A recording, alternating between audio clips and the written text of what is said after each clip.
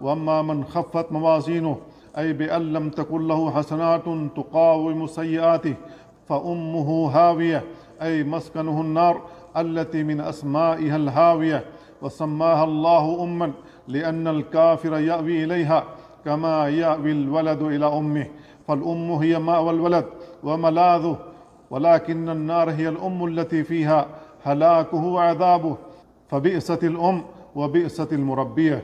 قال ابن كثير رحمه الله: من خفت موازينه فالنار هي أمه التي يرجع إليها ولا مأوى له غيرها.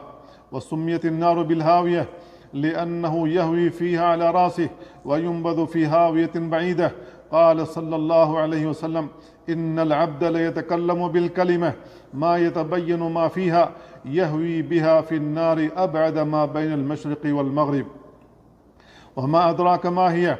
وهذا الاستفهام للتهويل والتفظيع لهذه النار وبيان أنها خارجة عن المعهود فلا تحيط بها علوم البشر.